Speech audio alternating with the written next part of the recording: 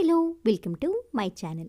ಯಾರೆಲ್ಲ ಭಾಗ 1 ಮತ್ತು ಭಾಗ 2 ನೋಡಿಲ್ಲ, ಈ ಕೂಡಲೇ ನೋಡಿ, ತುಂಬ ಇಂಟ್ರೆಸ್ಟಿಂಗ್ ಆಗಿದೆ. ಮಧುರ ಭಾಗ 3.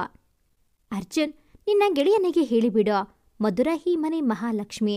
ಅವಳ ಹೊರತು ನಾನು ಬೇರೆ ಯಾರನ್ನೂ ಈ ಮನೆ ಸೊಸೆ ಅಂತ ಒಪ್ಪುವುದಿಲ್ಲ. ಅರ್ಜುನ್ ಮತ್ತು ಮರೆಯಲ್ಲಿ ನಿಂತು ಮಾತನ್ನು ಆಲಿಸುತ್ತಿದ್ದ ಮಧುರ ಇಬ್ಬರಿಗೂ ಪುಷ್ಪಾರ ಮನದಾಳದ ಮಾತು ಆಶ್ಚರ್ಯ ಉಂಟು ಮಾಡಿತ್ತು. ಅಮ್ಮ ಎನ್ನುತ್ತಾ ಅರ್ಜುನ್ ಮೇಲೆದ್ದ. ಇಬ್ಬರ ಕಣ್ಣು ತುಂಬಿತ್ತು. ಮಧುರ ಪುನಃ ಒಲೆಗೆ ಕೋಣೆ ತಲುಪಿದ್ದಳು. ಮದುವೆ ಬಗ್ಗೆ ಯೋಚನೆ ಇಲ್ಲವಾದರೂ ಪುಷ್ಪಾರ ಉದಾರ ಹೃದಯದ ಮಾತುಗಳು ಮಧುರಾಳ ಮನವ ತಟ್ಟಿತ್ತು. ಅರಿವಿರದೆ ಕಣ್ಣಿಂದ ಹನಿ ಜಾರಿದ್ದು.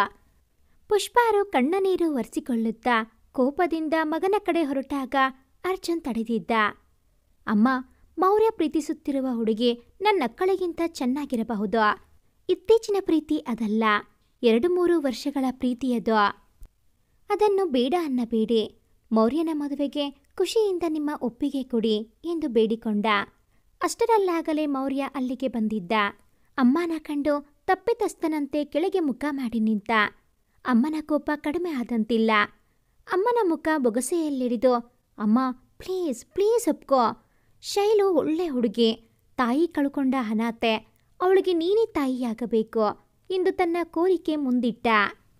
ಎಷ್ಟಾದರೂ ಮಮತಾಮಯಿ ಪುಷ್ಪ ಮಗನ ಬಾಡಿದ ಮುಖ ಕಂಡದ್ದೇ ತನ್ನ ಆಸೆಯನ್ನು ಮನದೊಳಗೆ ಮರೆಮಾಚುತ್ತಾ ಸರಿ ಬಿಡು ಎಂದು ಅಲ್ಲಿಂದ ನಡೆದರು. ಅರ್ಜುನ್ನನ್ನು ಎತ್ತಿ ಒಂದು ಸುತ್ತು ತಿರುಗಿಸಿಬಿಟ್ಟ ಮೌರ್ಯ. ಖುಷಿಗೆ ಪಾರವೇ ಇರಲಿಲ್ಲ. ಒಬ್ಬ ಗೆಳೆಯ ಸಂತೋಷದ ತುತ್ತ ತುದಿ ತಲುಪುತ್ತಿದ್ದರೆ ಇನ್ನೊಬ್ಬ ಗೆಳೆಯ ಒಳಗೊಳಗೆ ನೋವಿನಿಂದ ಕುಸಿಯುತ್ತಿದ್ದ. ಗೆಳೆಯನ ಸಂತೋಷವೇ ತನ್ನ ಸಂತೋಷವೆಂದು ಅರ್ಜುನ್ ಅವನ ಮದುವೆಗೆ ತಾಯಿಯನ್ನು ಒಪ್ಪಿಸುವಲ್ಲಿ ಸಫಲನಾಗಿದ್ದ. ಅಕ್ಕನಿಗೆ ಒಂದೊಳ್ಳೆ ಸಂಬಂಧ ಹುಡುಕುವ ಹೊಸ ಜವಾಬ್ದಾರಿಯೊಂದಿಗೆ ಮತ್ತೆ ತೋಟಕ್ಕೆ ನಡೆದ. ಮಧುರಾಳ ಮನಸ್ಸು ಪುಷ್ಪಾರ ಯೋಚನೆಯತ್ತ ಸುತ್ತುತ್ತಿತ್ತು. ಮೌರ್ಯನ ನಾನು ಯಾವತ್ತೂ ಅಂತಹ ಭಾವನೆಯಿಂದ ಕಂಡಿಲ್ಲ. ನನ್ನ ಮದುವೆ ಮುರಿದು ಬಿದ್ದಾಗಿಂದ ನನಗಂಥ ಭಾವನೆಯೇ ಸತ್ತು ಹೋಗಿದೆ. ಜೀವಂತವಾಗಿದ್ದೇನೆಂದರೆ ಅದು ತಮ್ಮನಿಗಾಗಿ, ಪ್ರೀತಿಯ ಅರ್ಜುನ್ನಿಗಾಗಿ. ಈಗ ಅವನೂ ಸಹ ನನಗೆ ಮತ್ತೊಂದು ಮದುವೆಯ ಬಗ್ಗೆ ಯೋಚಿಸುತ್ತಿದ್ದಾನೆ. ನನ್ನ ಜೀವನ ಅದ್ಯಾವ ದಿಕ್ಕಿನತ್ತ ಸಾಗುವುದೋ ದೇವಾ ಎಂದು ನಿಟ್ಟುಸಿರು ಬಿಡುತ್ತಾ ಊಟಕ್ಕೆ ಹೊರಟಳು. ಮಧುರಾಳನ್ನು ಕಂಡಿದ್ದೇ ಪುಷ್ಪ ಬಿಗಿದಪ್ಪಿದರು. ನನಗೆ ಪುಣ್ಯವಿಲ್ಲ ಬಿಡು ಎನ್ನುತ್ತಾ ಊಟಕ್ಕೆ ಕುಳಿತರು. ವಿಷಯ ಗೊತ್ತಿದ್ದರೋ ಗೊತ್ತಿಲ್ಲದಂತೆ ಉಳಿದಳು ಮಧುರ. ಮಧುರಾಳಿಗೆ ಗೊತ್ತಾದರೆ ನನ್ನ ಮಗ ತಿರಸ್ಕರಿಸಿದ ಎಂಬುವುದು ಅವಳಿಗೆ ಇನ್ನಷ್ಟು ನೋವು ನೀಡಬಹುದೆಂದು ಅವಳಿಗೆ ಹೇಳದೆ ಸುಮ್ಮನೆ ಊಟ ಮಾಡಿದರು. ಇಬ್ಬರದು ಮೌನ, ಮೂಕರೋದನ. ಅರ್ಜುನ್ನ ಮದುವೆ ಮಾತುಕತೆಗೆ ತಂದೆ ಜೊತೆಗೆ ಶಾಮಣ್ಣನೊಂದಿಗೆ ಹೋಗಿದ್ದ. ಹಿರಿಯರೆಲ್ಲ ಸೇರಿ ಮುಂದಿನ ತಿಂಗಳ ಮುಹೂರ್ತ ಚೆನ್ನಾಗಿದೆ, ಆಗಲೇ ಸೂಕ್ತ ಎಂದು ನಿರ್ಧರಿಸಿದರು. ಮದುವೆ ಖರ್ಚು ವೆಚ್ಚ ಇವುಗಳ ಬಗ್ಗೆ ಮಾತುಕತೆ ಆಯಿತು. ದಿನವನ್ನು ನಿಗದಿಪಡಿಸಿದರು. ಅರ್ಜುನ್ ಹೆಣ್ಣು ನೋಡಲು ಬಂದಾಗ ಹುಡುಗಿಯನ್ನು ಸರಿಯಾಗಿ ನೋಡಿರಲಿಲ್ಲ. ಆದರೆ ಮೌರ್ಯ ತನ್ನ ಪ್ರೀತಿಯ ಹುಡುಗಿಯ ಬಗ್ಗೆ ಹೇಳಿದಾಗಿಂದ ತಾನು ಮದುವೆ ಆಗುವ ಹುಡುಗಿ ಬಗ್ಗೆ ಸ್ವಲ್ಪ ಮನಸ್ಸು ಕಾಡುವಂತೆ ಮಾಡಿತ್ತು. ಮನೆಯನ್ನೆಲ್ಲ ನೋಡಿದ. ಎಲ್ಲಾದರೂ ಕಾಣುವಳೋ ಎಂದು. ಚಹಾ ಹಿಡಿದು ಬರುವ ಕಾರುಣ್ಯ ಕಾಣಿಸಿದಳು. ಹಾಗೆ ಕಿರುನಗೆಯೊಂದು ಮುಖದಲ್ಲಿ ಮೂಡಿತ್ತು. ಪರಸ್ಪರ ಕಣ್ಣುಗಳು ಮಾತನಾಡಲು ಹವಣಿಸುತ್ತಿತ್ತು. ಆದರೆ ಹಿರಿಯರೆದುರು ಮುಜುಗರದಿಂದ ಅರ್ಜುನ್ ಶಾಮಣ್ಣನೊಂದಿಗೆ ಮಾತಿಗಿಳಿದ. ಮನೆಯಿಂದ ಹೊರಡುವಾಗ ಕಾರುಣ್ಯ ಒಳಗಿನ ಕಿಟಕಿಯಿಂದಲೇ ಕೈ ಮಾಡಿ ಬೀಳ್ಕೊಟ್ಟಳು. ಅರ್ಜುನ್, ಮದುವೆಗೆ ಸಿದ್ಧತೆ ಇವತ್ತಿಂದಲೇ ಶುರು ಎನ್ನುತ್ತಾ ಅಪ್ಪನೊಂದಿಗೆ ಪೇಟೆಗೆ ಹೊರಟ. ಮುಂದಿನ ತಿಂಗಳೇ ಮದುವೆ ಎಂದು ಕೇಳಿ ಅಮ್ಮ ಖುಷಿಯಾದರು. ಅಜ್ಜಿಗೂ ಸಂತೋಷವೋ ಸಂತೋಷ. ಮಧುರಾಳಿಗೆ ಖುಷಿಯಾದರೂ ಸಹ ಅರ್ಜುನ್ ತನ್ನಿಂದ ದೂರವಾಗುತ್ತಿರುವಂತೆ ಭಾಸವಾಯಿದ್ದ. ಅರ್ಜುನ್ ಕಾರುಣ್ಯಾಳ ಕಂಡ ಖುಷಿಯಲ್ಲಿ ಅಕ್ಕನ ಕರ್ಕೊಂಡು ಮಹಡಿ ಏರಿದ. ತಮ್ಮನ ಮೊಗದ ಕಳೆಯೇ ಹೇಳುತ್ತಿತ್ತು ಅವನ ಖುಷಿಯ ಕಾರಣವನ್ನು. ಅರ್ಜುನ್, ಕಾರುಣ್ಯಾಳನ್ನು ಮಾತಾಡಿಸಿ ಬಂದ್ಯಾ ಎಂದಳ. ಅಯ್ಯೋ ಅಕ್ಕ, ನೋಡಿದೆ ಅಷ್ಟೇ, ಮಾತಾಡ್ಸಿಲ್ವಿ ಮಾರಾಯ್ತಿ ಎಂದ ನಾಚುತ್ತ. ಓಹೋ, ಹಾಗೂ ಸಮಾಚಾರ. ಮುಂದಿನ ತಿಂಗಳು ಬರ್ತಾಳಲ್ಲ, ಮಾತಾಡುವಿಯಂತೆ, ಈಗ ಹೋಗಿ ಮಲಗು ಎಂದಳ. ತನ್ನ ಹೊಸ ಬಾಳಿನ ಕನಸಿನೊಂದಿಗೆ ಅರ್ಜುನ್ ನಿದ್ದೆ ಮಾಡಿದ. ಅರ್ಜುನ್ನ ಮದುವೆ ತನ್ನ ಮುಂದಿನ ದಿನಗಳ ನಿದ್ದೆ ಕದಿಯದಿರಲೆಂದು ದೇವರನ್ನು ಬೇಡಿಕೊಂಡಳು. ಇತ್ತ ಮೌರ್ಯ ಅಮ್ಮನ ಒಪ್ಪಿಗೆ ಪಡೆದು ನಿರಾಳನಾಗಿದ್ದ. ಶೈಲಾಳನ್ನು ಮದುವೆಯಾಗಿ ತನ್ನ ಪ್ರೀತಿಯ ಶೈಲಾಳೊಂದಿಗೆ ಬದುಕಿನ ಕನಸು ಕಾಣುತ್ತಿದ್ದರೆ ಮಗನ ಪ್ರೀತಿ ಒಪ್ಪಿದ ಅಮ್ಮ ಬರುವ ಸೊಸೆ ಹೇಗಿರುವಳೋ, ಮಗ ನನ್ನಿಂದ ದೂರಾಗದಿರಲಿ ಭಗವಂತ ಎಂದು ನಿಟ್ಟುಸಿರು ಬಿಟ್ಟರು. ನಿತ್ಯದಂತೆ ಸೂರ್ಯ ಸರಿಯಾದ ಸಮಯಕ್ಕೆ ಜಗ ಬೆಳಗಿದ್ದ. ಮರಳಿ ಮಂಗಳೂರಿಗೆ ಪಯಣ ಬೆಳೆಸಿದ್ದ ಮೌರ್ಯ. ಅಮ್ಮನ ಮನಸ್ಸು ಭಾರವಾಗಿತ್ತು. ಹೊಲಿಗೆ ಕೆಲಸದಲ್ಲಿ ತನ್ಮಯಳಾದ ಮಧುರಾಳನ್ನೊಮ್ಮೆ ನೋಡಿ ಹೊರಗೆ ಬಂದ ಮೌರ್ಯನಿಗೆ ಅಮ್ಮನ ಮನ ಮಧುರಾಳನ್ನು ಬಯಸಿತ್ತು ಎಂಬುವುದು ಅರಿವಿಗೆ ಬರಲಿಲ್ಲ.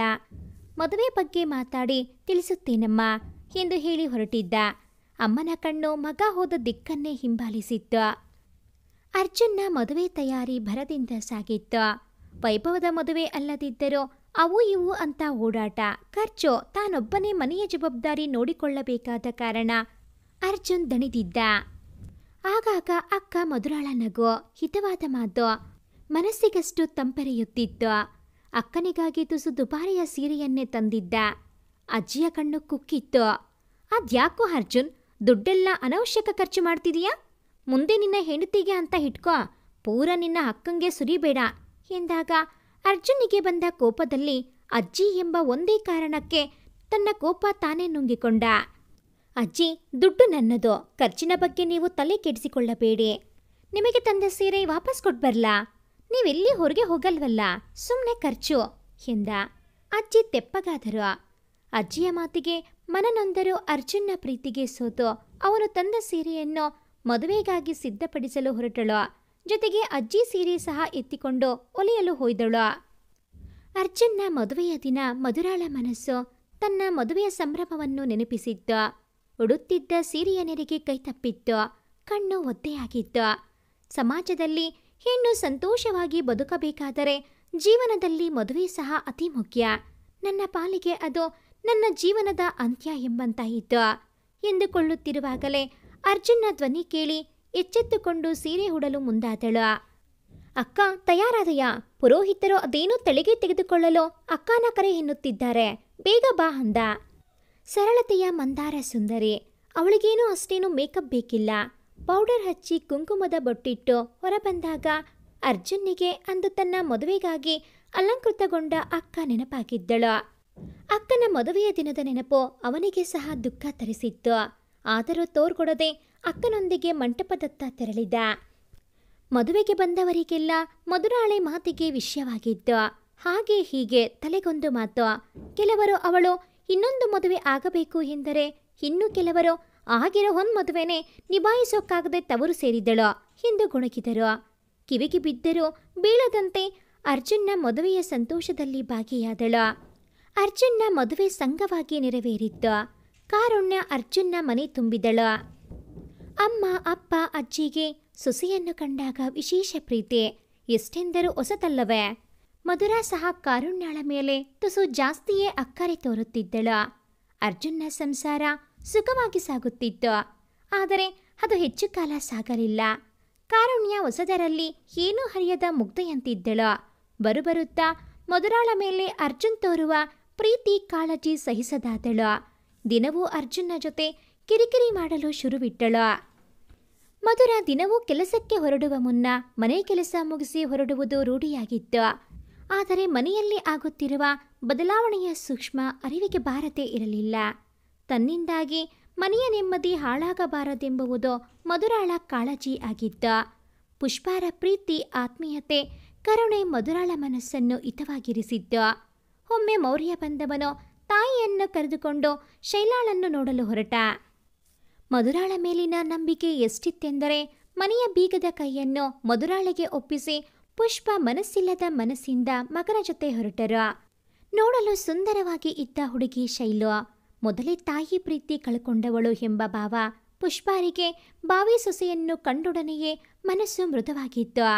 ಹುಡುಗಿಯ ತಂದೆಯೊಂದಿಗೆ ಮಾತನಾಡಿ ಮದುವೆ ದಿನ ನಿಶ್ಚಯಿಸಿದರು. ಮೌರ್ಯ ಮನ ಹರುಷದಿಂದ ಕುಣಿದಾಡಿತ್ತು.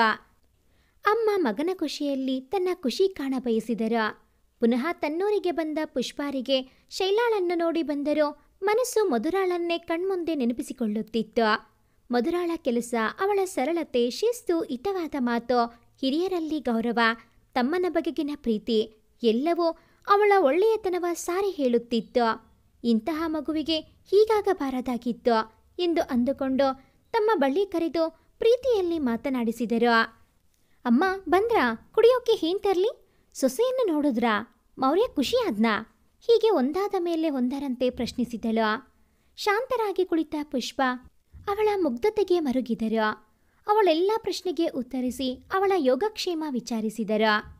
ಮಧುರಾ, ನೀನು ಈ ಮನೆಗೆ ಮಗಳಂತೆ ಇರಬೇಕು. ಮೌರ್ಯನ ಮದುವೆ ನನ್ನ ಹಾಗೂ ಈ ಮನೆಯ ಬಂಧ ಕೆಡಬಾರದು. ಈಗ ಹೀಗೆ ಬರ್ತಿದ್ದೀಯೋ ಮುಂದೆಯೂ ಹೀಗೆ ಬರಬೇಕು. ಮೌರ್ಯನ ಮದುವೆಗೆ ನೀನೇ ನನಗೆ ಜೊತೆಯಾಗಿ ಇರಬೇಕು ಎನ್ನುತ್ತಿರುವಂತೆ ಪುಷ್ಪಾರ ಗಂಟಲು ಬಿಗಿಯಿತು. ಮುಂದೆ ಮಾತನಾಡಲಾರದೆ ಹೊರನಡೆದರು. ಮಧುರಾಳಿಗೂ ಕಣ್ಣು ತುಂಬಿತ್ತು. ಪುಷ್ಪಾರ ಮನದ ವೇದನೆಯ ಕಾರಣ ಗೊತ್ತಿತ್ತು. ಅದಕ್ಕೆ ಅವರ ಹಿಂದೆಯೇ ಹೋಗುತ್ತಾ, ಅಮ್ಮ, ನಾನು ಈ ಮನೆಗೆ ಬರೋದು ನಿಲ್ಲಲ್ಲ, ನಿಮ್ಮ ಜೊತೆ ಅಡಿಗೆ ಮಾಡೋದು ನಿಲ್ಸಲ್ಲ. ಅರ್ಜುನ್ನ ಮದುವೆ ಮುಗಿಸಿದ್ದೇನೆ, ಇನ್ನು ಮೌರ್ಯನ ಮದುವೆ ತಯಾರಿ ಶುರು ಮಾಡಿದ್ರಾಯ್ತು ಎಂದು ನಗುತ್ತಾ ಹೇಳುತ್ತಿರುವ ಮಧುರಾಳ ನಗು ಮುಖದಲ್ಲಿತ್ತೇ ಹೊರತು ಮನದಲ್ಲಿರಲಿಲ್ಲ. ಇಬ್ಬರು ಒಬ್ಬರಿಗೆ ಒಬ್ಬರು ನಗುತ್ತಾ ಮನೆ ಕೆಲಸದತ್ತ ಮುಖ ಮಾಡಿದರು. ಸಂಜೆ ಮನೆ ತಲುಪುತ್ತಿದ್ದಂತೆ ಕಾರುಣ್ಯಾಳ ಗುಣಗಾಟದ ಗದ್ದಲ ಮಧುರಾಳ ಕಿವಿ ಹೊಕ್ಕಿತ್ತು. ಅಲ್ಲಿ ಪುಷ್ಪಾರು ತೋರಿದ ಪ್ರೀತಿಗೆ ಬೆಲೆ ಕಟ್ಟಲಾಗದು. ಇಲ್ಲಿ ಕಾರುಣ್ಯ ಅಕ್ಕ ತಮ್ಮನ ಪ್ರೀತಿಯ ಬೆಲೆ ಅರಿಯದಾದಳು. ಮಧುರ ಬರುತ್ತಿರುವುದನ್ನು ಗಮನಿಸಿಯೇ ಕಾರುಣ್ಯ ಮಾತು ಶುರು ಮಾಡಿದ್ದಳು. ಹಿಂದೇನೂ ನಾನು ನೋಡಿದ್ದೇ ಸರಿ ಹೋಯ್ತು, ಇಲ್ಲ ಅಂದಿದ್ರೆ ನನ್ನ ಸೀರೆ ಗತಿ ಏನು? ಅಪ್ಪ ಪ್ರೀತಿಯಿಂದ ನನಗೆ ಕೊಡಿಸಿದ್ದು ಅದು. ಇವಳು ಎಲ್ಲೆಲ್ಲೋ ಇಟ್ಟು ನೀರೆಲ್ಲ ತಾಗಿ ಹಾಳಾದರೆ ಎಂದು ಕಾರುಣ್ಯ ಒಂದೇ ಸಮನೆ ಅಜ್ಜಿಯ ಬಳಿ ಮಧುರಾಳ ಬಗ್ಗೆ ದೂರುತ್ತಿದ್ದರೆ ಅಜ್ಜಿ ಸೊಸೆಯ ಮಾತಿಗೆ ತುಪ್ಪ ಸುರಿಯುತ್ತಿದ್ದರು. ಬರ್ಲಿ ಅವಳು, ಅರ್ಜುನ ಎದುರಿಗೆ ಹೇಳು, ಆ ಸೀರೆ ತೋರಿಸು, ಇಲ್ಲ ಅಂದ್ರೆ ಅವನು ನಿನ್ನ ಮಾತು ಒಪ್ಪಲ್ಲ. ನಂಗೂ ಹೇಳಿ ಹೇಳಿ ಸಾಕಾಯ್ತು. ನೀನಾದರೂ ಅರ್ಜುನ್ನ ಸರಿದಾರಿಗೆ ತಗೋಬಾ, ಅಕ್ಕನ ಈ ಮನೆಯಿಂದ ಗಂಡನ ಮನೆಗೆ ಕಳಿಸೋ ಏರ್ಪಾಡು ಮಾಡೋ ಎಂಬ ಮಾತು ಮಧುರಾಳ ಕಿವಿ ತಲುಪಿದ್ದೆ ಮನವೆಲ್ಲ ನೋವಿನ ಮುದ್ದೆಯಾಯಿತು. ಅಜ್ಜಿ ಕಾರುಣ್ಯಾಳ ಜೊತೆ ಸೇರಿ ಅವಳ ಮನಸ್ಸನ್ನು ಕೆಡಿಸ್ತಾ ಇದ್ದಾರೆ. ಮುಂದೆ ಈ ಮನೆಯಲ್ಲಿ ಹೊಸದೊಂದು ಸಮಸ್ಯೆ ಶುರುವಾಗದಿರಲಿ ಭಗವಂತ ಎನ್ನುತ್ತಾ ಹೊಳಬಂದಳು. ಕಾರುಣ್ಯ ಮಧುರಾಳನ್ನು ನೋಡಿಯೂ ನೋಡದಂತೆ ಹೊಳನಡೆದಳು. ಅಜ್ಜಿ ನೋಡು ಬಂದಳು ನಮ್ಮ ಮನೆ ಮಗಳು. ಸೊಸೆಯ ಹೊಸ ಸೀರೆ ಎಲ್ಲೇ ಇಟ್ಟು ಹೋಗಿದ್ದೆ? ಅದು ಇಡೋ ಜಾಗನಾ? ಅಷ್ಟು ಒಳ್ಳೆ ಸೀರೆ ನಿಂದೇ ಸೀರೆ ಆದರೆ ಹಂಗೆ ಎಲ್ಲೆಲ್ಲೋ ಇಡ್ತಿದ್ಯಾ ಎಂದು ಗದರಲು ಶುರು ಮಾಡಿದರು. ಮಧುರಾಳಿಗೆ ಸರಿಯಾಗಿ ನೆನಪಿತ್ತು. ತಾನು ಕಾರುಣ್ಯಾಳ ಸೀರೆ ಮುಟ್ಟಿಲ್ಲ, ತನ್ನ ಮೇಲೆ ಸುಮ್ಮನೆ ಆರೋಪ ಮಾಡುವ ಸಲುವಾಗಿ ನಾಟಕ ಇದೆಂದು. ಆದರೆ ಅರ್ಜುನ್ನವರಿಗೂ ಈ ಮನಸ್ತಾಪ ಹೋದರೆ ಅವನ ಮತ್ತು ಕಾರುಣ್ಯಾಳ ಸಂಬಂಧ ಕೆಡುವುದೆಂದು ಗೊತ್ತಿತ್ತು. ಅಜ್ಜಿ ಕೆಲಸಕ್ಕೆ ಬೇಗ ಹೊರಟಿದ್ದಕ್ಕೆ ಸರಿಯಾಗಿ ಇಡಲು ಮರ್ತೋದೆ. ಇನ್ನೊಮ್ಮೆ ಇಂಥ ತಪ್ಪು ಆಗಲ್ಲ ಅಜ್ಜಿ, ದಯವಿಟ್ಟು ಸುಮ್ಮನಿರಿ. ಅರ್ಜುನ್ ಇನ್ನೇನು ಬರುವ ಹೊತ್ತು, ಅವನಿಗೆ ಈ ವಿಷಯ ತಿಳಿಸಿ ದೊಡ್ಡದು ಮಾಡಬೇಡಿ, ಕೈ ಮುಗಿಯುತ್ತೇನೆ ಎನ್ನುತ್ತಾ ಕಣ್ಣೀರು ತುಂಬಿಕೊಂಡು ಕೈ ಮುಗಿದು ನಿಂತಳು. ಬಾಗಿಲ ಮರೆಯಲ್ಲಿ ನೋಡುತ್ತಿದ್ದ ಕಾರುಣ್ಯಾಳಿಗೆ ಎಲ್ಲಿಲ್ಲದ ಖುಷಿ. ಆದರೆ ಜಾಸ್ತಿ ಸಮಯ ಖುಷಿ ಪಡಲು ಆಗಲಿಲ್ಲ. ಅಂಗಳದಲ್ಲಿ ಅರ್ಜುನ್ನ ಬೈಕ್ ಶಬ್ದ ಬಂದಿದ್ದೆ, ಇರ್ಲಿ ಬಿಡಿ ಅಜ್ಜಿ, ಪಾಪ ಅತ್ತಿಗೆ ಏನೋ ಮರೆತು ಇಟ್ಟಿರಬಹುದು. ನನಗೇನೂ ಬೇಜಾರಿಲ್ಲ, ಅವಳಿಗೆ ಕಣ್ಣೀರ ಬರೆಸಬೇಡಿ ಅಜ್ಜಿ ಎನ್ನುತ್ತಾ ಕಾರುಣ್ಯ ನಾಟಕ ಮುಂದುವರೆಸಿದ್ದಳು. ಮಧುರ ಅರ್ಜುನ್ ಬರುವ ಮುನ್ನ ಅಲ್ಲಿಂದ ತನ್ನ ಕೋಣೆಯತ್ತ ನಡೆದಳು. ಮಧುರ ಹೋದತ್ತ ನೋಡುತ್ತಾ ಕಾರುಣ್ಯ, ಅಜ್ಜಿ ಅವರು ಬರ್ತಿದ್ದಾರೆ, ಸುಮ್ನಿರಿ ಎಂದು ಅಜ್ಜಿಯ ಬಾಯಿ ಮುಚ್ಚಿಸಿದಳು. ಕೋಣೆ ಸೇರಿದ ಮಧುರ ಎಷ್ಟು ಸಮಾಧಾನ ತಂದುಕೊಂಡರೋ ಕಣ್ಣೀರನ್ನು ತಡೆಯಲಾಗಲಿಲ್ಲ. ಜೋರಾಗಿ ಅಳಬೇಕು ಅನಿಸಿದರೂ ಅಳುವಂತಿಲ್ಲ. ಅರ್ಜುನ್ನಿಗೆ ಗೊತ್ತಾದರೆ ಮನೆ ರಣರಂಗ. ಬಾಯಿ ಮುಚ್ಚಿ ಅತ್ತಳು. ಅರ್ಜುನ್ ಮೆಟ್ಟಿಲು ಹತ್ತಿ ಬರುತ್ತಿರುವುದು ಗೊತ್ತಾಗಿ ಕಣ್ಣೊರೆಸಿಕೊಂಡು ಕೋಣೆಯ ಬಾಗಿಲು ಭದ್ರಪಡಿಸಿದಳು. ಅಕ್ಕ, ನಿನ್ನತ್ರ ಸ್ವಲ್ಪ ಮಾತಾಡ್ಬೇಕಿತ್ತು ಅಂದ ಹೊರಗಿನಿಂದಲೇ. ಬರ್ತೀನಿ ಅರ್ಜುನ್, ನೀ ಹೋಗು, ಸ್ವಲ್ಪ ಹೊತ್ತು ಬಿಟ್ಟು ಬರ್ತೇನೆ ಎಂದಾಗ ಅರ್ಜುನ್ ಅಲ್ಲಿಂದ ಹೊರಟ. ತಡೆದಿದ್ದ ದುಃಖ ಮತ್ತೆ ಒತ್ತರಿಸಿ ಬಂದಿತ್ತು. ಎಲ್ಲದಕ್ಕೂ ನನ್ನ ಅಭಿಪ್ರಾಯ ಕೇಳಿ ಮುಂದೆ ಹೆಜ್ಜೆ ಇಡುವ ಅರ್ಜುನ್, ಅದನ್ನು ಸಹಿಸದ ಕಾರುಣ್ಯ. ಇವರಿಬ್ಬರ ನಡುವೆ ಅರಿತೋ ಅರಿಯದೆಯೋ ಅರ್ಜುನ್ನ ಸಂಸಾರದಲ್ಲಿ ಬಿರುಕು ಮೂಡಿದರೆ ಅದಕ್ಕೆ ನಾನೇ ಕಾರಣವಾಗುತ್ತೇನೆ. ಯಾಕಪ್ಪ ತಂದೆ ನನಗೆ ಈ ಪರೀಕ್ಷೆ ಎನ್ನುತ್ತಾ ತನಗೆ ತಾನೇ ಸಮಾಧಾನ ತಂದಳು. ಅರ್ಜುನ್ನ ಹುಡುಕಿ ಬಂದಳು. ಅಕ್ಕನನ್ನು ಕಂಡ ತಕ್ಷಣ ಅರ್ಜುನ್, ಅಕ್ಕ ನಾಳೆ ಬಟ್ಟೆ ಅಂಗಡಿಗೆ ಹೋಗಬೇಕು, ನೀ ಮೌರ್ಯ ಮನೆಗೆ ಹೋಗೋದು ಬೇಡ ಎಂದಾಗ ಅಲ್ಲೇ ಬಾಗಿಲ ಸಂದಿಯಿಂದ ಅಕ್ಕ ತಮ್ಮನ ಮಾತು ಕದ್ದು ಕೇಳುತ್ತಿದ್ದ ಕಾರುಣ್ಯಾಳ ಕಿವಿ ನಿಮಿರಿತ್ತು. ನನ್ನ ಕರೆದುಕೊಂಡು ಹೋಗುವ ಬದಲು ಅಕ್ಕನ ಕರೆದುಕೊಂಡು ಹೋಗ್ತಿರುವ ಇವರೆಂಥವರು ಅಂತ ಕೋಪ ಬಂದಿತ್ತು. ತಡ ಮಾಡದೆ ಕಾರುಣ್ಯ ಎದುರು ಬಂದವಳೆ, ಏನ್ರಿ ನಾ ಒಬ್ಬಳು ಇದ್ದೀನಿ ಅಂತ ಮರೆತು ಬಿಟ್ರಾ ಹೇಗೆ? ನಾನು ಬರ್ತೇನೆ ಎಂದು ಹೊದರೆ ಬಿಟ್ಟಳು. ಅರ್ಜುನ್ನಿಗೂ ಕೋಪ ಬಂದಿತ್ತು ಕಾರುಣ್ಯ ಹಿಂದ ಜೋರಾಗಿ. ಆದರೆ ಕಾರುಣ್ಯ ಮಾತು ನಿಲ್ಲಿಸುವಂತೆ ಕಾಣಲಿಲ್ಲ. ಮಧುರಾಳನ್ನು ದೂರುವುದೊಂದೇ ಮಾಡಿದಳು. ಕೋಪ ಮಿತಿಮೀರಿತ್ತು. ರಪ್ಪಂತ ಕಪಾಳಕ್ಕೆ ಬಿದ್ದು ಕಾರುಣ್ಯ ಮಾತು ನಿಂತಿತ್ತು. ಮಧುರ ಮೂಕ ಪ್ರೇಕ್ಷಕಿಯಾದಳು. ಏನಾಗಬಾರದೆಂದು ಅದೆಷ್ಟು ತನ್ನ ದುಃಖವನ್ನು ಅದುಮಿಟ್ಟಳೋ ಅದು ತಾನಾಗೆ ಅರ್ಜುನ್ನ ಮುಂದೆ ಬಂದಿತ್ತು. ಅರ್ಜುನ್ನ ಕೋಪದ ಅರಿವಿತ್ತು. ಆದರೆ ಕೈ ಎತ್ತುವಷ್ಟು ಕೋಪ ಬರುತ್ತದೆಂದು ಮಧುರ ನಿರೀಕ್ಷಿಸಿ ಇರಲಿಲ್ಲ. ಎದ್ದು ನಿಂತವಳೆ ಅರ್ಜುನ್ ಎಂದು ಗದರಿದಳು. ನೋಡಕ್ಕ, ನಿನ್ನೆ ಮೊನ್ನೆ ಬಂದವಳು. ನಿನ್ ಬಗ್ಗೆ ಮಾತಾಡೋಕೆ ಎಷ್ಟು ಧೈರ್ಯ ಅವಳಿಗೆ? ಏನ್ ಗೊತ್ತು ನಿನ್ನ ಗುಣ ಅವಳಿಗೆ? ನೀ ಏನು ಅಂತ ನಂಗೆ ಗೊತ್ತಿಲ್ವಾ ಎಂದ ಕೋಪದಿಂದಲೇ. ಮಧುರಾಳ ಕಣ್ಣು ತುಂಬಿ ಬಂದಿತ್ತು. ನನಗಾಗಿ ನೀ ಕಾರುಣ್ಯಾಳ ಮೇಲೆ ಕೈ ಮಾಡಬಾರದಿತ್ತು ಅರ್ಜುನ್, ತಪ್ಪು ಮಾಡಿಬಿಟ್ಟೆ ಎನ್ನುತ್ತಿದ್ದಂತೆ ಕಾರುಣ್ಯ ಎಲ್ಲ ನಿಮ್ಮಿಂದಾನೇ ಆಗಿದ್ದು ಎನ್ನುತ್ತಾ ಮುಸುಗುಡುತ್ತಾ ಹೊಳನಡೆದಳು. ಇದನ್ನೆಲ್ಲ ದೂರದಲ್ಲಿ ನಿಂತು ನೋಡುತ್ತಿರುವ ಅವರ ಅಮ್ಮನಿಗೆ ಅರಿವಾಗಿತ್ತು. ಅರ್ಜುನ್ ಮದುವೆಗೆ ಹಿಂದೇಟು ಹಾಕುತ್ತಿದ್ದ ಕಾರಣ. ಅವನ ಮದುವೆ ಇಂಥದ್ದೊಂದು ಸಮಸ್ಯೆ ತಂದೊಡ್ಡುವುದು. ಇಷ್ಟು ದಿನ ಮಧುರಾಳ ಒಂಟಿತನ ಅವಳ ಬದುಕು ನೋವುಂಟು ಮಾಡುತ್ತಿತ್ತು. ಇನ್ನು ಮುಂದೆ ಅರ್ಜುನ್ ಕಾರುಣ್ಯರ ಮುನಿಸು ಜಗಳವನ್ನು ನೋಡಬೇಕೆ ಎಂದು ತಾಯಿ ಮನಸ್ಸು ನೊಂದಿತು. ಮನೆ ಮನಸ್ಸುಗಳು ನೊಂದಿದ್ದವು.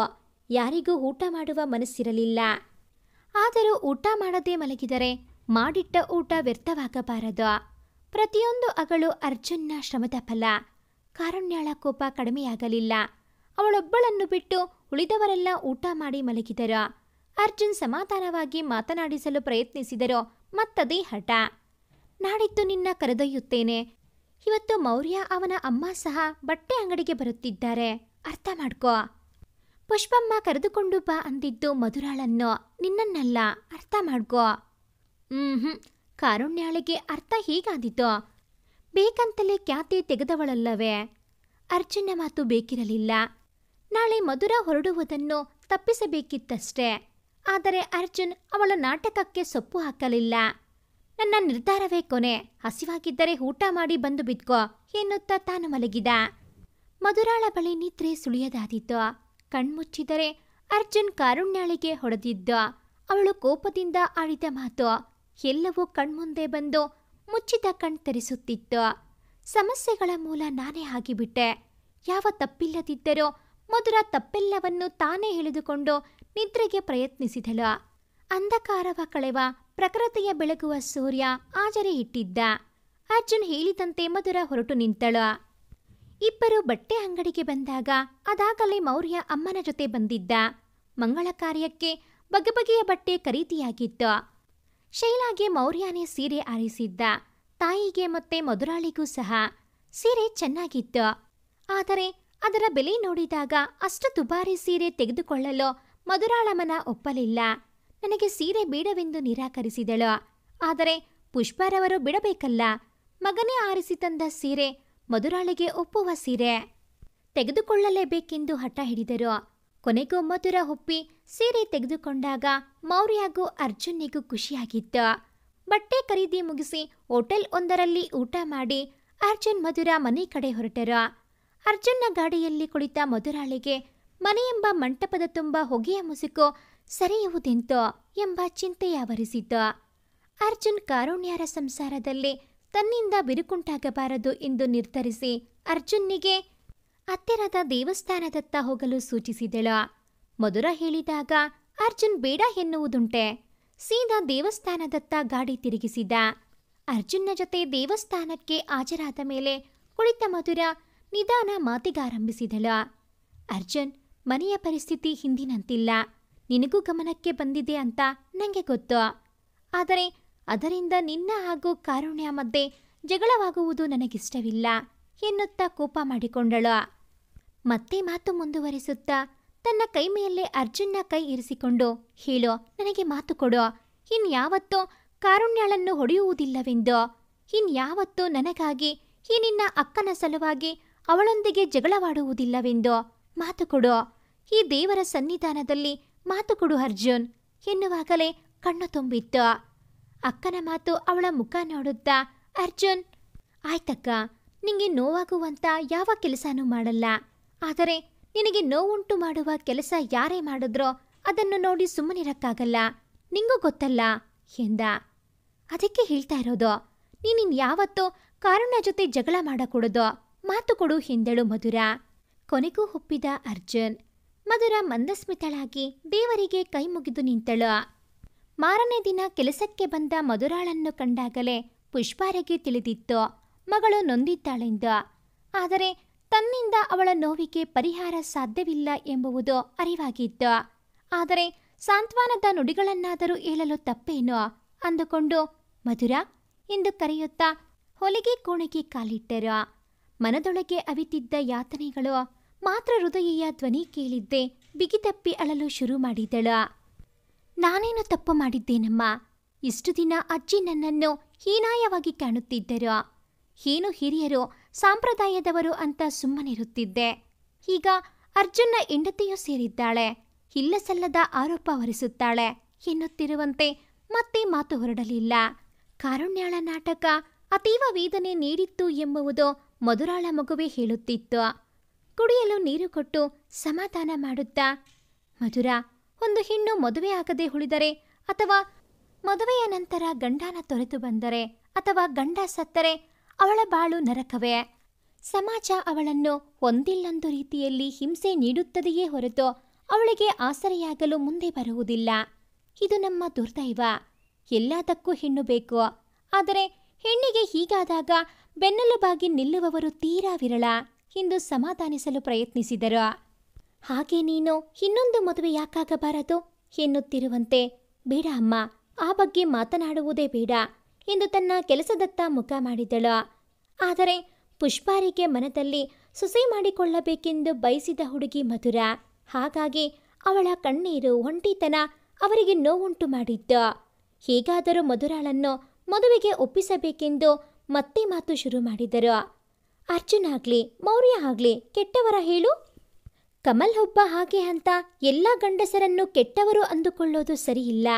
ನೀ ಮನಸ್ಸು ಮಾಡೋ, ನಾನು ಒಳ್ಳೆ ಹುಡುಗನನ್ನು ಹುಡುಕುತ್ತೇನೆ ಎಂದಾಗ ಅವರ ಒಳಮನಸ್ಸು ನಿನ್ನಿಂದಾಗಲ್ಲ ಬಿಡು ಎಂದಂತಾಯಿತು. ಆದರೂ ಸುಮ್ಮನಿರಬಾರದು. ಹೇಗಾದರೂ ಅವಳ ಮನಸ್ಸು ಮರುಮದುವೆ ಒಪ್ಪುವಂತೆ ಮಾಡಬೇಕು. ಮೊದಲು ಮೌರ್ಯನ ಮದುವೆ ಮುಗಿಯಲಿ ಎಂದು ಸುಮ್ಮನಾದರು. ಮೌರ್ಯನ ಮದುವೆ ತಯಾರಿ ಭರದಿಂದ ಸಾಗಿತ್ತು. ಪುಷ್ಪಾರು ಮನೆಯ ಸಂಪೂರ್ಣ ಜವಾಬ್ದಾರಿ ಮಧುರಾಳ ಮೇಲೆ ಬಿಟ್ಟಿದ್ದರೆಂದರೆ ತಪ್ಪಲ್ಲ. ಹಾಗಂತ ಮಧುರ ಇತಿಮಿತಿಯ ಮೀರಿ ನಡೆದವಳಲ್ಲ. ಕೊಟ್ಟ ಕೆಲಸವನ್ನು ಅಚ್ಚುಕಟ್ಟಾಗಿ ಮಾಡಿ ಮುಗಿಸುವ ಜಾಣೆ. ಮೌರ್ಯಾಗೂ ಈಗ ಮಧುರಾಳೆ ಆಸರೆ. ಅದು ಕೊಡು ಇದು ಕೊಡು, ಮಧುರ ಅದೆಲ್ಲೇ ಇದೆಲ್ಲೇ ಅಂತ ಕೂಗ್ತಾನೆ ಇರ್ತಿದ್ದ.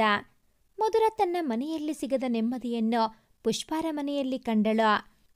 ಮೌರ್ಯ ಮದುವೆಯ ದಿನ ಹತ್ತಿರ ಬಂತು. ಮಂಗಳೂರಿನ ಗೆಳೆಯರ ಬಳಗ, ಶೈಲಾಳ ಮನೆಯವರೆಲ್ಲ ಹಿಂದಿನ ದಿನವೇ ಮೌರ್ಯ ಮನೆ ತಲುಪಿದ್ದರು. ಅವರಿಗಾಗಿ ಮನೆಯ ಸಮೀಪದ ದೇವಸ್ಥಾನದ ಸಭಾಭವನದ ಒಂದೆರಡು ಕೋಣೆಗಳನ್ನು ಮೀಸಲಾಗಿಟ್ಟಿದ್ದ. ಆದರೆ ಆತ್ಮೀಯ ಗೆಳೆಯ ಅಭಯ್ ಮತ್ತು ಸಾಗರ್ರನ್ನು ಮಾತ್ರ ಮನೆಗೆ ಕರೆತಂದಿದ್ದ. ಮಧುರಾಳ ಹೊಲಿಗೆ ಕೋಣೆಯನ್ನೇ ಅವರಿಗಾಗಿ ಶುಚಿಗೊಳಿಸಲಾಗಿತ್ತು. ಅರ್ಜುನ್ನು ಗೆಳೆಯನ ಮದುವೆಗೆ ಯಾವುದೇ ತೊಂದರೆ ಆಗದಂತೆ ಬಂದವರ ಕುಶಲೋಪಚಾರದಲ್ಲಿ ತಲ್ಲೀನನಾಗಿದ್ದ. ಪುಷ್ಪಾರ ಜೊತೆ ಮನೆ ಮಗಳಂತೆ ಮಧುರ ಒಪ್ಪವಾಗಿ ಕೆಲಸ ಮುಗಿಸುತ್ತಿದ್ದಳು. ಬಂಧುಗಳಿಗೆ ಕೊಡುವ ಉಡುಗೊರೆ, ತಾಂಬೂಲ, ಮದುವೆಗೆ ಬೇಕಾದ ಎಲ್ಲ ತಯಾರಿಯಲ್ಲಿ ಮಧುರಾಳ ಕುಶಲತೆಯ ಮೆರುಗು ಇತ್ತು. ಬಂದಾಗಿನಿಂದ ಗೆಳೆಯರೊಂದಿಗೆ ಅಭಯ್ನ ಕಣ್ಣು ಮಧುರಾಳ ಸುತ್ತವೇ ಇತ್ತು. ತನ್ನ ಚಲನಾವಲನಗಳನ್ನು ಗಮನಿಸುತ್ತಿರುವ ಮೌರ್ಯನ ಗೆಳೆಯನನ್ನು ಕಂಡು ಮಧುರ ತುಸು ಕೋಪವಾಗಿದ್ದಳು. ಮಾಲೆ ಕತ್ತರಿಸಲು ಕತ್ತರಿಯ ತರಲು ತನ್ನ ಹೊಲಿಗೆ ಕೋಣೆಗೆ ಹೋಗುವಾಗ ಅಭಯ್ನ ಕಾಲೆಡವಿ ಬೀಳುವವಳಿದ್ದಳು. ತಕ್ಷಣ ಎಚ್ಚೆತ್ತ ಅಭಯ್ ಮಧುರಾಳ ಕೈ ಹಿಡಿದು ಬೀಳದಂತೆ ತಡೆದ. ಬಂದಾಗಿಂದ ತನ್ನನ್ನೇ ನೋಡುತ್ತಿದ್ದ ಅಭಯ್ನ ಮೇಲೆ ಮೊದಲೇ ಕೋಪ ಬಂದಿತ್ತಲ್ಲ. ಮಧುರ ದುರುಗುಟ್ಟಿ ನೋಡಿದವಳೆ ಬಿಡಿ ನನ್ನ ಕೈನ ಎನ್ನುತ್ತಾ ಕೋಣೆಗೆ ಹೋದಳು. ಅಭಯ್ನಿಗೆ ಅವಳ ಈ ಕೋಪ ಇಷ್ಟವಾಯಿತು. ಬಂದಾಗಿಂದ ತನ್ನದೇ ಕೆಲಸದಲ್ಲಿ ನಿರತಳಾಗಿದ್ದರೂ ಸ್ವಲ್ಪವೂ ಆಯಾಸ ತೋರ್ಪಡಿಸದೆ ಮದುವೆ ಕಾರ್ಯದಲ್ಲಿ ನಿರತಳಾದ ಮಧುರ ಮನಸ್ಸನ್ನು ಹೊಕ್ಕಿದಳ. ಮನಸ್ಸಲ್ಲೇ ಬೈದುಕೊಳ್ಳುತ್ತಾ ತಾನು ಹುಷಾರಾಗಿ ಓಡಾಡಬೇಕು, ಅವನ ಕಣ್ಮುಂದೆ ಬರಬಾರದು ಅಂದ್ಕೊಂಡು ಮಧುರ ಅಭಯ್ನ ಎದುರೆಲ್ಲೂ ಬರಲಿಲ್ಲ. ಸಂಜೆಯಾದರೂ ಹೊರಬರದೆ ಒಳಗೆ ಓಡಾಡಿಕೊಂಡಿದ್ದ ಮಧುರಾಳನ್ನು ಕಂಡು ಅವಳಿಗೆ ಬೇಸರವಾಗಿದೆ ಎಂಬುದನ್ನರಿತ ಅರ್ಜುನ್ನ ಜೊತೆ ಮನೆಗೆ ಹೊರಟ ಮಧುರಾಳನ್ನು ಪುಷ್ಪ ಬೇಗ ಬರುವಂತೆ ತಿಳಿಸಿ ಅದು ಎಲ್ಲಿಟ್ಟೆ ಇದು ಎಲ್ಲಿಟ್ಟೆ ಹೀಗೆ ಪ್ರಶ್ನೆ ಮೇಲೆ ಪ್ರಶ್ನೆ ಒಟ್ಟಾರೆ ಅವಳನ್ನು ಕಳುಹಿಸಲು ಮನಸ್ಸು ಒಪ್ಪುತ್ತಿಲ್ಲ. ಬೆಳಗ್ಗೆಯಿಂದ ದಣಿದಿದ್ದಾಳೆ, ಸರಿಯಾಗಿ ನಿದ್ರೆ ಮಾಡಿ ಬರಲಿ ಎಂದು ಮನೆಗೆ ಹೊರಡಲು ಒಪ್ಪಿಗೆ ನೀಡಿದ್ದರು. ಅಂತೂ ಪುಷ್ಪಾರ ಎಲ್ಲ ಪ್ರಶ್ನೆಗಳಿಗೆ ಉತ್ತರಿಸಿ ಹೊರಟವಳನ್ನು ಕುಳಿತಲ್ಲಿಂದಲೇ ಕಣ್ತುಂಬಿಕೊಳ್ಳುತ್ತಿದ್ದ ಅಭಯ್. ಅರ್ಜುನ್ನ ಜೊತೆ ಹೊರಟ ಮಧುರ ಅಪ್ಪಿತಪ್ಪಿಯೂ ಅಭಯ್ನ ಕಡೆ ದೃಷ್ಟಿ ಹಾಯಿಸಲಿಲ್ಲ. ಅವಳಿಗೆ ಅದು ಅಗತ್ಯ ಎಂದೆನಿಸಲೂ ಇಲ್ಲ. ಮೌರ್ಯನ ಗೆಳೆಯರು ಮದುವೆ ಮುಗಿದು 1-2 ದಿನಗಳಲ್ಲಿ ಹೋಗಬಹುದು, ಹೇಗಾದರೂ ಅಲ್ಲಿಯವರೆಗೆ ನನ್ನೆಚ್ಚರದಲ್ಲಿ ನಾನಿರಬೇಕು ಅಂದುಕೊಂಡಳು. ಅವನಿಗೆಷ್ಟು ಧೈರ್ಯ ನನ್ನ ಕೈ ಹಿಡಿಯಲು? ಮೌರ್ಯ ಮನೆ ಹಿಂದು ಸುಮ್ಮನೆ ಬಂದೆ, ಆದರೂ ಮನದಲ್ಲೆಲ್ಲೋ ತಳಮಳ. ನಾಳೆ ಮತ್ತೆ ಎದುರಾಗುವನು, ಅವನ ನೋಟವೇ ನನಗೆ ಸಹ್ಯ ಎನಿಸುವುದಿಲ್ಲ. ಯೋಚನೆಗಳ ದಾಳಿಗೆ ಮನೆ ಬಂದದ್ದೇ ತಿಳಿಯಲಿಲ್ಲ. ಮನೆ ಬಂದರೂ ಗಾಡಿ ಹಿಂದಿಳಿಯದ ಅಕ್ಕನನ್ನು ತಮ್ಮನೇ ಎಚ್ಚರಿಸಿದ. ಗಾಡಿ ಹಿಂದಿಳಿದು ಹೊರಡುತ್ತಿರುವ ಅಕ್ಕನನ್ನು ತಡೆದು, ಯಾಕಕ್ಕ ಹೀಗೆ ಯಾವುದೋ ಲೋಕದಲ್ಲಿ ಕಳೆದು ಹೋಗಿದ್ದೀಯಾ? ಗೊತ್ತು ನಿನಗೆ ನಿನ್ನ ಮದುವೆಯ ಸಂಭ್ರಮ, ಬಿಡು ಅದು ಸಂಭ್ರಮವೇ ಅಲ್ಲ. ಬೇಡ, ನೆನಪಿಸೋದೇ ಬೇಡ. ತುಂಬ ದಣಿದಿದ್ದೀಯ. ಅಜ್ಜಿ ಕಾರುಣ್ಯ ಏನೇ ಅಂದರೂ ಸುಮ್ಮನಿರೋ. ಮೌರ್ಯ ಮದುವೆ ನನ್ನ ನಿನ್ನ ಜವಾಬ್ದಾರಿ. ಪುಷ್ಪಮ್ಮರ ಮಗನ ಮದುವೆ, ಅದು ಮುಗಿಯುವವರೆಗೆ ಏನೂ ಗಲಾಟೆ ಬೇಡ ಎಂದ ತಲೆಯಾಡಿಸಿದಳು. ಆದರೆ ಅವಳ ತಲೆಯೊಳಗಿನ ದ್ವಂದ್ವ ಯಾರ ಬಳಿ ಹೇಳಲಾದೀತು? ಚಿಂತೆಯ ಹೊದ್ದು ಮಲಗಿದಳು. ಬಾನು ಬೆಳಗಿದ ಭಾನು ನಿತ್ಯದಂತೆ ಹಾಜರಿ ಹಾಕಿದ್ದ. ದೇವಸ್ಥಾನ ಹಾಗೂ ಅಲ್ಲಿಯ ಸಭಾಭವನ ಮದುವೆಯ ಕಳಿ ಕಟ್ಟಿತ್ತು.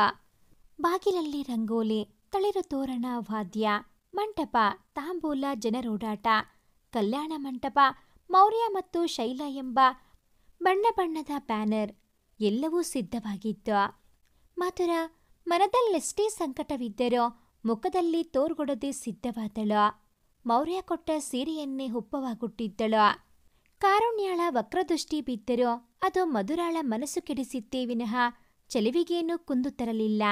ಆಡಂಬರದ ಅಬ್ಬರವಿಲ್ಲ, ಸರಳತೆಯೇ ಚೆಲುವಿಗೆ ಮೆರುಗು.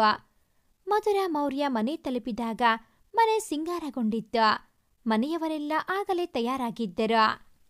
ಪುಷ್ಪಮ್ಮ ಮಧುರಾಳ ಕಂಡಿದ್ದೆ, ಬಾ ಮಗಳೇ, ನಿನಗೆ ಕಾದಿದ್ದೆ, ದೀಪ ಬೆಳಗು, ದೇವಸ್ಥಾನಕ್ಕೆ ಹೊರಡೋಣ ಎಂದಾಗ ಮಧುರಾಳ ಕಣ್ಣು ತುಂಬಿತ್ತು. ಕಾಲಿಗೆ ನಮಸ್ಕರಿಸಿ ದೇವರ ಮನೆಯತ್ತ ಹೊರಟಳು. ಅಭಯ್ನ ಕಣ್ಣು ಮಧುರಾಳ ನಯವಾದ ಚೆಲುವನ್ನು ಕಣ್ತುಂಬಿಕೊಳ್ಳುತ್ತಿದ್ದ. ಅವಳು ಮೌರ್ಯ ಅಮ್ಮನ ಕಾಲಿಗೆರಗಿದಾಗಲೇ ಅವಳು ಇನ್ನೂ ಚೆಲುವಾಗಿ ಕಂಡಿದ್ದಳು. ಆದರೆ ಮನಸ್ಸಿನ ಮೂಲೆಯಲ್ಲೇಕೋ ಅಳುಕು. ಅವಳಿಗೆ ನಾನು ಅರ್ಹನಾದವನೇ ಎಂಬ ಪ್ರಶ್ನೆ ಅಭಯ್ನ ಮನವ ಕದಡಿತ್ತು. ಮದುವೆ ಮನೆಗೆ ದಿಬ್ಬಣ ಹೊರಟಿತ್ತು. ಪುಷ್ಪಾರಿಗೆ ಮಗಳಿಲ್ಲದ ಕಾರಣ ಮಧುರ ತಲೆಗೆ ಹಿಡಿದು ಮೌರ್ಯನ ಸಹೋದರಿಯ ಸ್ಥಾನ ಸ್ವೀಕರಿಸಿದ್ದಳು. ಅಭಯ್ ಎಲ್ಲಿಯೂ ಅವಳಿಗೆ ಎದುರಾಗಲಿಲ್ಲ. ದೀರ್ಘ ಉಸಿರೆಳೆದು ಹೊರಟಳು. ಮದುವೆ ಮನೆಯಲ್ಲಿ ಮಧುರಾಳ ಓಡಾಟವೇ ಜೋರಾಗಿತ್ತು. ಸಹಿಸದ ಕಣ್ಣುಗಳು ಕಿಡಿಕಾರುತ್ತಿದ್ದವು. ಆದರೆ ಎಲ್ಲರನ್ನೂ ಪ್ರೀತಿಯಿಂದ ಕಾಣುವ, ಹಿರಿಯರನ್ನು ಗೌರವಿಸುವ ಮಧುರಾಳ ಗುಣ ಮೆಚ್ಚಿದವರು ಅವಳ ಖುಷಿಯನ್ನು ಕಂಡು ಮನಸ್ಸಲ್ಲೇ ಅವಳಿಗೆ ಒಳ್ಳೆಯದನ್ನೇ ಮಾಡಪ್ಪ ಎಂದು ಹಾರೈಸಿದರು. ಮದುವೆಗೆ ಬಂದವರ ಯೋಗಕ್ಷೇಮ ವಿಚಾರಿಸುತ್ತಾ ಅಭಯ್ನ ಜೊತೆ ಅರ್ಜುನ್ ಮಾತಿಗಿಳಿದಿದ್ದ. ಮಧುರ ಅರ್ಜುನ್ನ ಹುಡುಕುತ್ತಾ ಬಂದಾಗ ದೂರದಿಂದಲೇ ಅರ್ಜುನ್ ಮಾತನಾಡುತ್ತಾ ಇರುವ ವ್ಯಕ್ತಿ ಯಾರೆಂಬುದನ್ನು ಗುರುತಿಸಿ ಕಾಲು ಹಿಂದಡೆ ಇಟ್ಟಿತು. ಆದರೆ ಅರ್ಜುನ್ನ ಕರೆಯಲೇಬೇಕು, ಅವನ ಅಗತ್ಯವಿದೆ. ಧೈರ್ಯ ಮಾಡಿ ಹೊರಟಳು. ಅರ್ಜುನ್ನ ಕೈ ಅಭಯ್ನ ಕೈ ಮೇಲೆ ಭದ್ರವಾಗಿತ್ತು. ಅರ್ಜುನ್ ಎಂಬ ಅಕ್ಕನ ಕರೆಗೆ ತಮ್ಮ ಎಚ್ಚೆತ್ತ. ಮಧುರ ಅಭಯ್ನ ಕಣ್ಣೆತ್ತಿಯೂ ನೋಡುವ ಪ್ರಯತ್ನ ಮಾಡಲಿಲ್ಲ. ಅರ್ಜುನಿಗೆ ಅಮ್ಮ ಕರೆಯುತ್ತಿದ್ದಾರೆ, ಹೊರಡೆಂದು ಅವಸರಿಸಿದಳು. ಮತ್ತೆ ಪುನಃ ಹೋಗುವ ಅವಸರದಲ್ಲಿ ಅಭಯ್ನ ಕಾಲೆಡವಿ ಬೀಳುವವಳಿದ್ದಳು. ಮತ್ತೆ ಕೈ ಹಿಡಿದ ಅಭಯ್. ಈಗ ಮಧುರಾಳ ತಾಳ್ಮೆ ತಪ್ಪಿತು. ಕೈ ಅಭಯ್ನ ಕಪಾಳ ತಲುಪಿತ್ತು. ನಾ ಬೀಳುವುದಕ್ಕಾಗಿಯೇ ಕಾಲು ಮುಂದಿಟ್ಟು ಕುಳಿತಿರುತ್ತೀರಾ? ಬಂದಾಗಿಂದ ನೋಡುತ್ತಿದ್ದೇನೆ. ನೀವು ಮೌರ್ಯನ ಗೆಳೆಯ, ಮದುವೆಗೆಂದು ಬಂದಿದ್ದೀರಾ, ಮದುವೆ ಮುಗಿಸಿ ಹೊರಡಿ ಎಂದು ಬೈದು ಹೊರಟವಳನ್ನು ಮತ್ತೆ ಕೈ ಹಿಡಿದ ಅಭಯ್ ಅವಳನ್ನೇ ಆಸರೆಯಾಗಿ ಮಾಡಿಕೊಂಡು ಎದ್ದು ನಿಂತ. ಮಧುರ ಬಿಟ್ಟ ಕಣ್ಣು ಬಿಟ್ಟಂತೆ ಅಭಯ್ನನ್ನು ನೋಡುತ್ತಿದ್ದಳು. ಮನಸ್ಸು ತನ್ನ ತಪ್ಪಿನ ಅರಿವನ್ನು ಮಾಡಿಸಿತ್ತು. ಸರಿಯಾಗಿ ತಿಳಿಯದೆ ಏನೆಲ್ಲ ಯೋಚಿಸಿಬಿಟ್ಟೆ. ತನ್ನ ಯೋಚನೆಯ ಬಗ್ಗೆ ತಾನೇ ಅಸಹ್ಯ ಪಟ್ಟಳು. ಕಣ್ಣಿಂದ ನೀರು ಜಾರಿತ್ತು. ಅಭಯ್ ಬಾಲ್ಯದಿಂದಲೇ ಪೋಲಿಯೋ ಪೀಡಿತನಾಗಿದ್ದ. ಮೇಲ್ನೋಟಕ್ಕೆ ಅಂಗವೈಕಲ್ಯ ಬಲವಾಗಿ ಕಾಣದಿದ್ದರೂ ಕಾಲು ಸರಿಯಾಗಿ ಮಡಿಚಲು ಕಷ್ಟಪಡುತ್ತಿದ್ದ. ನೋಡಲು ಸುಂದರನಾಗಿದ್ದ, ಬುದ್ಧಿವಂತ ಸಹ. ಮೌರ್ಯನಿಂದ ಮಧುರಾಳ ಬಗ್ಗೆ ತಿಳಿದವನು ಅರ್ಜುನ್ನ ಜೊತೆಯೂ ಮಾತನಾಡಿದ್ದ. ಈಗ ಮಧುರ ಒಪ್ಪಬೇಕಷ್ಟೆ. ಮಧುರ ಎಂದ. ಕ್ಷಮಿಸಿ ಎಂದು ಮಧುರ ಕೈ ಮುಗಿದು ನಿಂತಿದ್ದಳು. ಮಧುರ, ನಿಮ್ಮ ಬಗ್ಗೆ ಸಂಪೂರ್ಣ ತಿಳಿದು ಒಂದು ನಿರ್ಧಾರಕ್ಕೆ ಬಂದಿದ್ದೇನೆ. ನೋಡಿದ ಕ್ಷಣವೇ ನಿಮ್ಮ ಬಗ್ಗೆ ನನಗೆ ಅರಿವಿಲ್ಲದೆ ಪ್ರೀತಿಯ ಭಾವನೆಗಳು ಮೂಡಿದವ. ಮನದ ಮಾತು ತಿಳಿಸುವ ಮೊದಲೇ ಅರ್ಜುನ್ ಆತ್ಮೀಯತೆಯಲ್ಲಿ ನಿಮ್ಮ ಬಗ್ಗೆ ಎಲ್ಲವನ್ನೂ ಹೇಳಿದ. ಅವನು ಹೇಳಿದ ನಂತರ ನನ್ನ ಮನಸ್ಸು ನಿಮ್ಮನ್ನೇ ಬಯಸಿತು.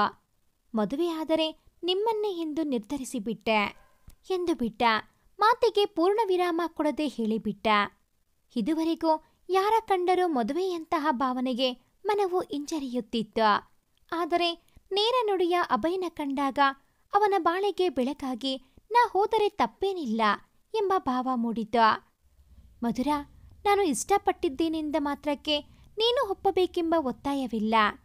ನಾನು ಮೊದಲೇ ಎನ್ನುತ್ತಾ ತನ್ನ ಕಾಲು ನೋಡಿಕೊಂಡ. ಮಧುರ ಅವನ ಮನವರಿತಳು. ನೀವಿನ್ನೂ ಕ್ಷಮಿಸಿಲ್ಲ ನನ್ನ ಎಂದಳು. ಕ್ಷಮೆಯ ಮಾತೇಕೆ? ನಿನ್ನ ಜಾಗದಲ್ಲಿ ಯಾರೇ ಇದ್ದರೋ ಹೀಗೆ ಮಾಡುತ್ತಿದ್ದರೋ. ನಿನ್ನೆ ನೀ ಕೈದಾಗಲೇ ನಾನಿನ್ನ ಇನ್ನೂ ಇಷ್ಟಪಟ್ಟೆ. ನಿನ್ನ ಸ್ವಾಭಿಮಾನದ ಗುಣಕ್ಕೆ ಮೆಚ್ಚಿದೆ ಎಂದಾಗ ಮಧುರಾಳ ಮುಖ ಮಂದಸ್ಮಿತವಾಗಿತ್ತು.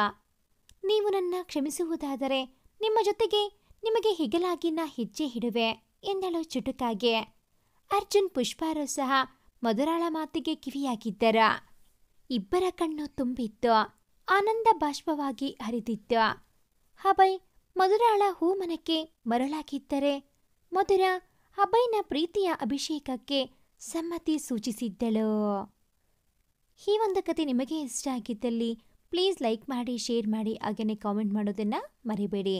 ಇನ್ನೂ ಯಾರೆಲ್ಲ ಈ ಚಾನಲ್ಗೆ ಸಬ್ಸ್ಕ್ರೈಬ್ ಆಗಿಲ್ಲ, ದಯವಿಟ್ಟು ಈ ಕೂಡಲೇ ಸಬ್ಸ್ಕ್ರೈಬ್ ಆಗಿ. Thanks for watching this video.